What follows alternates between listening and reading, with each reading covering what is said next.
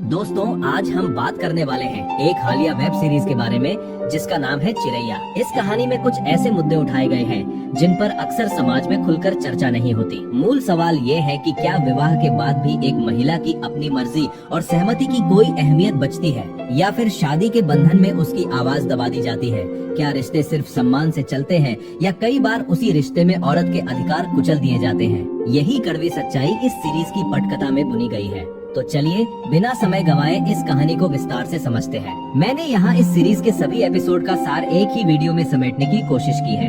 कहानी की शुरुआत लखनऊ शहर के नज़ारे से होती है। पहले ही दृश्य में हम देखते हैं कि अरुण नाम का एक लड़का कुछ गुंडों के घेरे में फंसा हुआ है। वे लोग उसे बेरहमी से पीट रहे थे। अरुण बचने की कोशिश कर रहा था, लेकिन भीड़ ज्यादा थी।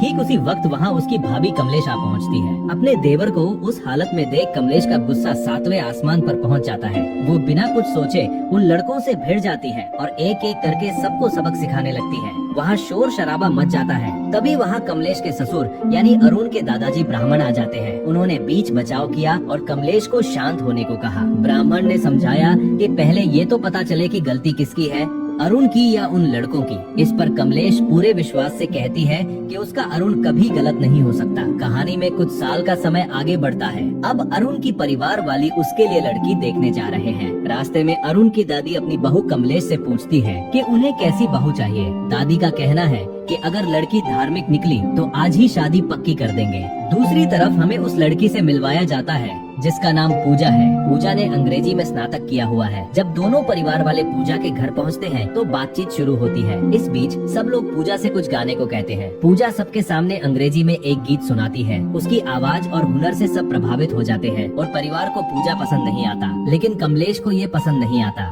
बाद में अरुण कमलेश के पास जाता है और उन्हें मनाने की कोशिश करता है। वो कहता है कि उसे पूजा बहुत पसंद है और वो अपना प्यारा देवर होने के नाते इस शादी के लिए हाँ कह दे। आखिरकार कमलेश राजी हो जाती है और दोनों की सगाई हो जाती है। कुछ समय बाद कमलेश और उसकी सास कहीं जा रही होती है।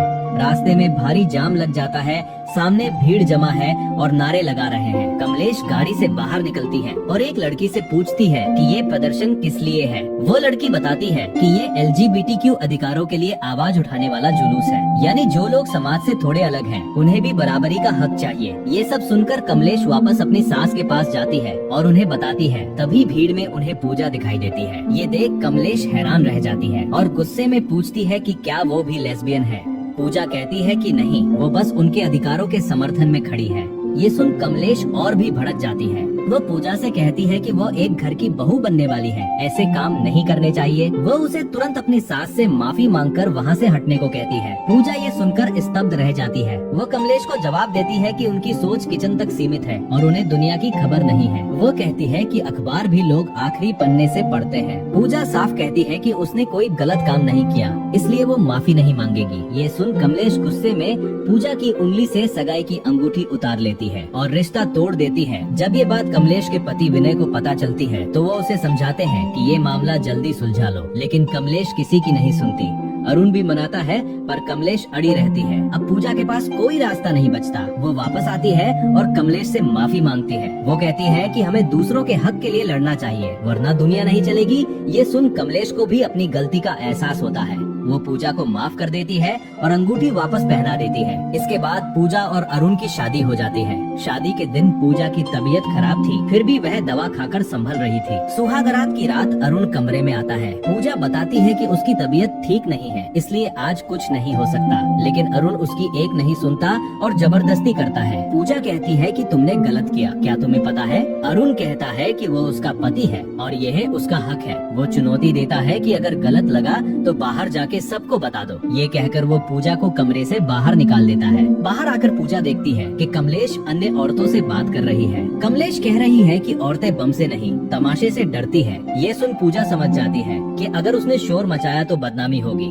वो चुपचाप वापस कमरे में चली जाती है। अरुण ये देखकर और भी बेरहम हो जाता है और फिर से जबरदस्ती करता है। पूजा पूरी तरह बेबस हो जाती है। अगली सुबह कमलेश देखती है कि पूजा छत की दीवार पर खड़ी है। पूछने पर पूजा कहती है कि वो अपने घर जाना चाहती है। कमलेश उसे उसके मायके छोड़ आती है। वहाँ पूजा अपनी माँ को रात की सच्चाई बताती है, लेकिन उसकी माँ कहती है कि ये तो पति पत्नी के बीच चलता ही है, वंश आगे बढ़ाने के लिए ये सब जरूरी है। ये सुन पूजा और भी टूट जाती है। उसकी माँ धमकी देती है कि अगर वो वापस नहीं गई तो वो खुदकुशी कर लेंगी। मजबूर होकर पूजा वापस ससुराल जाने लगती है। रास्ते में वह बहाना बनाकर रुकती है और भाग जाती है। कमलेश उसे ढूंढती है लेकिन नहीं मिलती। वह घबराकर घर वालों को बताती है। सब ढूंढते हैं पर पूजा नहीं मिलती। कमलेश पूजा की दोस्त सोना को फोन करती है, जो एक एनजीओ में काम करती है। सोना कहती है कि उसे खबर नहीं है, पर वो पता लगाएगी। कमलेश पूछती है कि एनजीओ में क्या काम होता है। सोना बताती है कि वे ऐसी औरतों की मदद करते हैं जिनके साथ अन्याय हुआ हो। सोना बताती है कि कल एक औरत रेल पटरी पर मरने गई थी,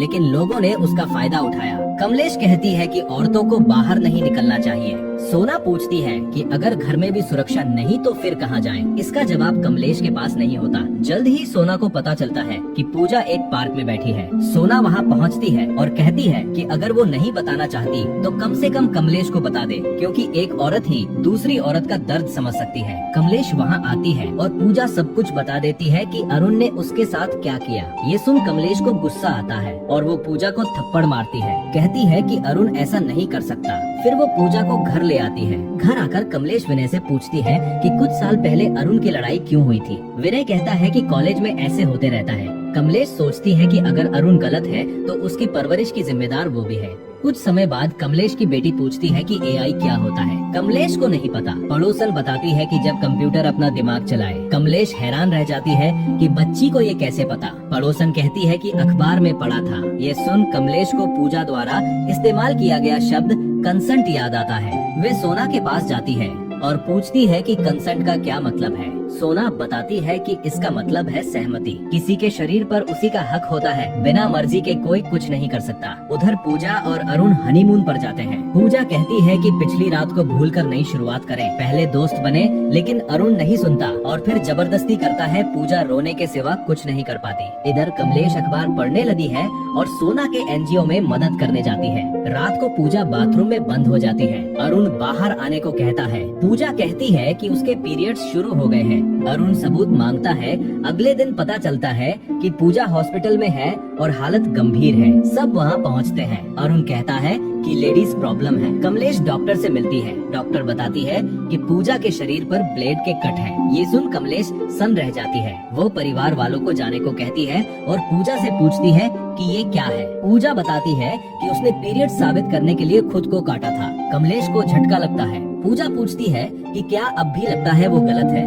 कमलेश कहती है कि वो उसका दर्द समझ रही है और अब उसके साथ खड़ी है। अगले दिन अरुण हॉस्पिटल आता है तो पता चलता है कि कमलेश ने पूजा को डिस्चार्ज करा लिया है। अरुण डॉक्टर से पूछता है कि क्या वो पत्नी के साथ संबंध बना सकता है। डॉक्टर गुस्सा होकर बताती है कि पूजा ने खुद को क्यों काटा।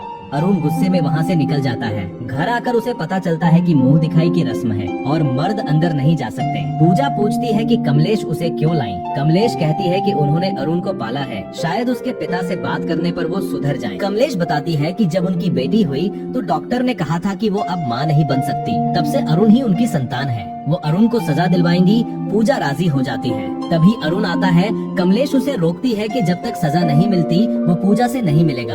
अगले दिन कमलेश सबको सच बताती है। उसे उम्मीद थी कि ब्राह्मण सख्त फैसला लेंगे, लेकिन ब्राह्मण कहते हैं कि अरुण बस माफी मांग ले। कमलेश हैरान रह जाती है। वो अकेले में ब्राह्मण से बात करती है। ब्राह्मण कहते हैं कि इतनी छोटी बात पर बेटे को जेल नहीं भेज सकते। कमलेश कहती है कि अगर आप नहीं भेजेंगे तो मैं भेजूंगी। ब्राह्मण गुस्से में कमलेश, पिंकी और पूजा को घर से निकाल देते हैं। विनय रोकने की कोशिश करता है तो ब्राह्मण उसे भी रोक लेते हैं और कहते हैं कि वो खुद वापस आकर माफी मांगेगी। विनय कुछ नहीं कर पाता। कुछ समय बाद कमलेश वापस आती है और विनय से कहती है कि जाएंगी तो कहाँ, इस घर के अलावा कोई ठिकाना नहीं। विनय समझाता है कि उसने सही किया, सच्चाई का साथ दिया, गलत के खिलाफ खड़ी हुई, इसलिए पीछे नहीं हटना चाहिए। ये सुन कमलेश में फिर से हिम्मत आ जाती है। वो ससुर जी का आशीर्वाद लेती है और कहती है कि इस लड़ाई में जीतेंगी। वह पूजा को लेकर अपने वकील नाना के घर चली जाती है। नाना सब सुनकर कहते हैं कि मैरिटल रेप का कोई कानून नहीं है, इसलिए दहेज का केस डालेंगे। पूजा राजी हो जाती है, लेकिन कमलेश दहेज का केस नहीं करना चाहती।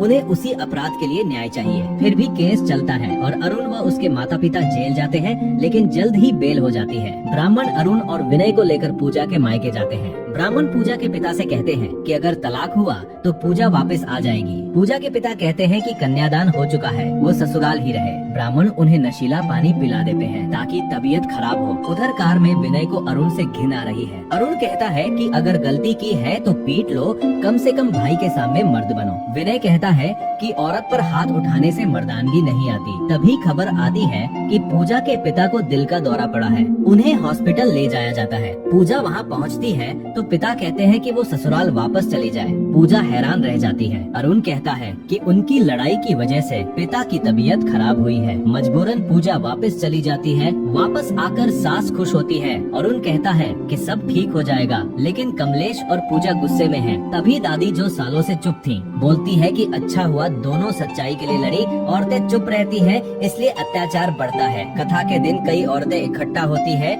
कमलेश कथा सुनाने के बहाने शोषित औरतों की बातें बताती है। पूजा भी सबके सामने बताती है कि अरुण ने उसके साथ जबरदस्ती की। सब हैरान रह जाते हैं। ब्राह्मण शौक होकर औरतों को जाने को कहते हैं। कमलेश कहती है कि जो औरतें अन्याय का शिकार हुई है वे वहीं रुके। सब औरतें बैठ जाती हैं। कमलेश सबके सामने कहती है कि औरतें पूरी जिंदगी दूसरों के लिए जीती है। एक वक्त आता है जब अपनी जिंदगी पर अपना हक सबसे कम रह जाता है। अगर आवाज नहीं उठाई तो जिम्मेदारियों के बोझ में दब जाती है। हर औरत को अपनी इज्जत और हक के लिए खड़ा होना सीखना चाहिए। ये सुन कई औरतों के चेहरे बदलने लगते हैं और वे कमलेश के साथ खड़ी हो जाती है। कमलेश की सास भी साथ आ जाती है। उसी वक्त अरुण पिता के कहने पर पूजा को रोकने की कोशिश करता है और हाथ उठाने लगता है।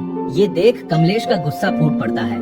वो आगे बढ़कर अरुण को एक जोरदार थप्पड़ मारती है। कमलेश ऐलान करती है कि आज के बाद अरुण का इस घर की किसी औरत से कोई रिश्ता नहीं है। न बात करेगा, न रस्मों में शामिल होगा, न पूजा से मिलेगा। यहाँ तक कि पिंकी की शादी में भी वो डोली नहीं उठाएगा। कमलेश कहती है कि अगर अरुण सही होता तो पूरा परिवार उसके साथ खड़ा होता, परंतु सच्चाई ये है कि उसके पिता के सिवा कोई भी उसके पक्ष में नहीं खड़ा है। इसका साफ मतलब यही निकलता है कि दोषी वही है। इस मोड़ पर हम देखते हैं कि अरुण को एहसास होने लगता है कि उससे भयंकर भूल हुई है। उसकी आंखों से आंसू बह निकलते हैं। वह रो पड़ता है। फिर वह पूजा के चरणों में गिर जाता है और बार बार क्षमा याचना करता है। वो वादा करता है कि भविष्य में ऐसा कभी नहीं होगा और वो खुद को बदल लेगा। लेकिन पूजा इस बार दृढ़ निश्चय के साथ इनकार कर देती है। उसका कहना है कि केवल सॉरी बोल देने से सब कुछ सामान्य नहीं हो जाता।